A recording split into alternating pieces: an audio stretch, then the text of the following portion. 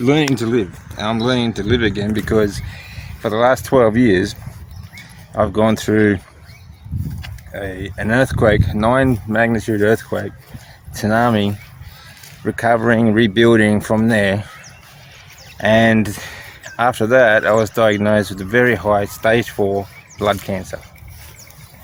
And I was rushed into hospital, did all this sort of stuff. The difference is that the earthquake was in Japan. That's where I was living. That's where I was building my life and my business. And when I was diagnosed with blood cancer, I was diagnosed in Australia. So I was stuck in Australia in the hospital system while I was visiting my friends and family. And that left me homeless. So I'm fighting cancer, I'm homeless, staying in spare rooms and lounges.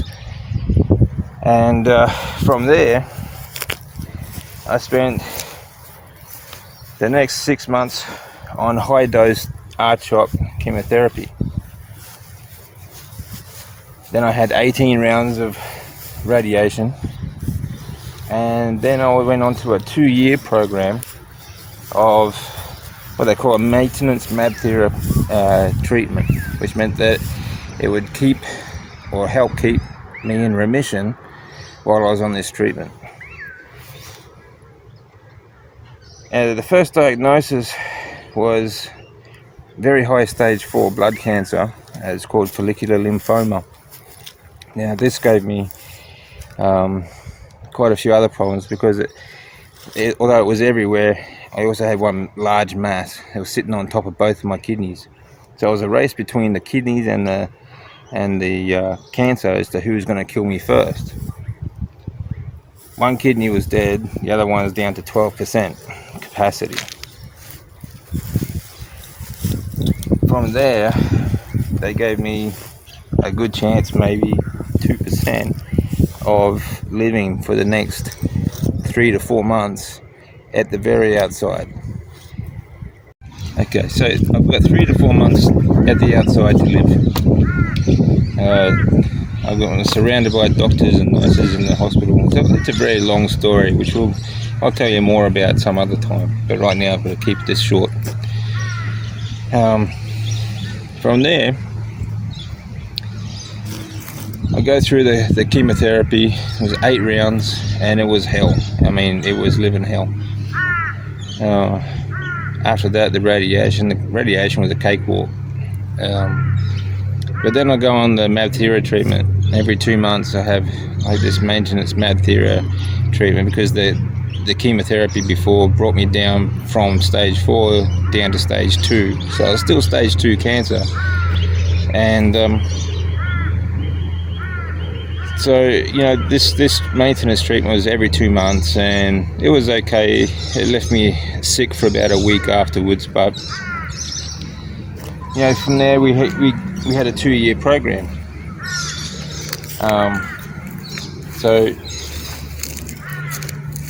After that, I was starting to feel good, and I was starting to, it took me a while, obviously. And I thought I'd start rebuilding things, and I started going back to the gym and started losing a bit of weight. And 14 months later, and almost exactly 2 years to the day of the first diagnosis, which was January in 2012, I was diagnosed again as very high stage 4 blood cancer.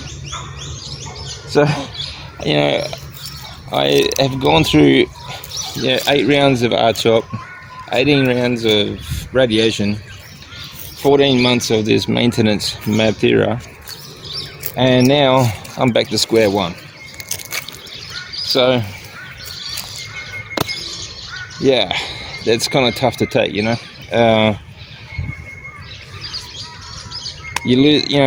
the first diagnosis, I lost everything. I lost my home, I lost my career, and it wasn't just that. It wasn't just me either. My wife had to come out to Australia, and she lost it all too.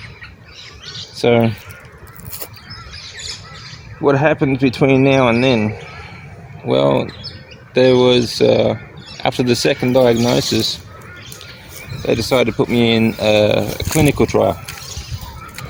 And from there, things just went bad to worse. This new treatment is called bendamustine, and it's not a new drug, but it was supposed, well, it just hasn't been used in Australia for a while. So they're doing a clinical trial. And the doctors are all excited. This drug is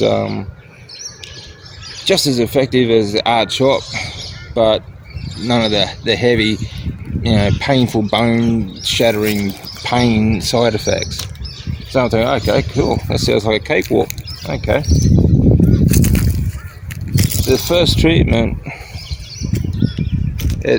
I drove home afterwards and I was feeling okay, but then my fever started skyrocketing and all sorts of stuff just went wrong, and I had to take an ambulance trip back to the hospital. Spent a few more days in hospital. They assured me it's just a one-off sort of thing, but it continued. So every treatment on this bendamustine almost killed me.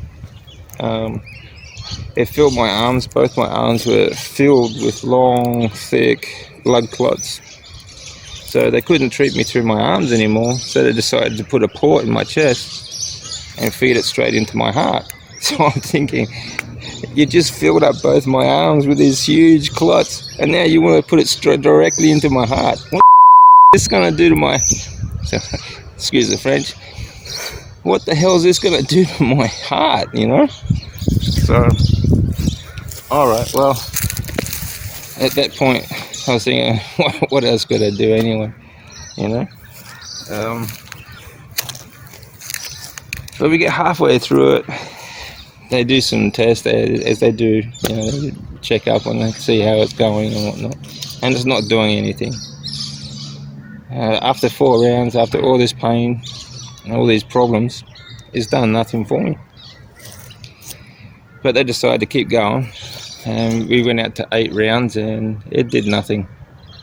So from there, we did what's called a stem cell transplant. And they used my stem cells from the year before. After my blood was clear, they collected my own stem cells. And this was going to be a very heavy one. It was like 7 days straight of 24 hours a day chemotherapy pumping through my body. So it's just absolutely destroyed my marrow, destroyed my body. And what they do for this one is they put a CV line in the other side of my chest. So I have 2 ports hanging out like this, and the lines got infected on about day 3. So they had to decide whether to keep going or not. Of course they did, and all they did was pull this CV line out. Here's a kicker. The funny part about this was, you have an operation to have this implanted into your heart, but to pull it out, I had one nurse brace my shoulder and another one just pull it out. You surprised? I bloody was. Yeah. But, things just went downhill very quickly from there. I was literally like microwaved from the inside out. My body was destroyed. I couldn't eat. I had a massive ulcer in my stomach, and I couldn't walk, I couldn't move. I went home like after about the 5th week, and from there I was stuck in bed, and I was stuck there for about 2.5 years before I could actually walk without a walker. I had I was only 40 years old at the time. I'm now 50. And this was, it was really depressing. That whole 2 years was, from the first diagnosis, I lost everything I'd built up and worked for, and my wife had done the same. So that was really hard to take, So from there, it was just a that 2 year period and afterwards was a roller coaster of depression, anxiety, frustration, anger. It's pretty tough to take. And I think at the moment, a lot of people are starting to realize that, well, a lot of people have gone through the last few years some pretty hard times, and we're going to be seeing some more.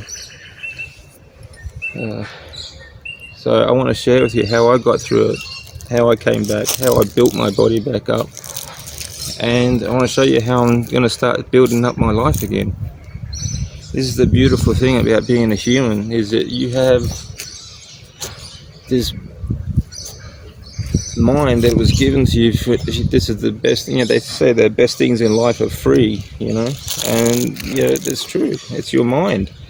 It's given to you from birth as free, and you have the ability to pivot in life, in midlife, and start again. Whether it's been taken away from you, or you just want to change your life for the better, or change your health for the better, you can do it. And I want to show you that your body is far more resilient, and so is your mind, than you may think. I have come back literally from death, and overweight, depression, anxiety, frustration. I've come back from all of that, and I'm moving on, I'm moving forward.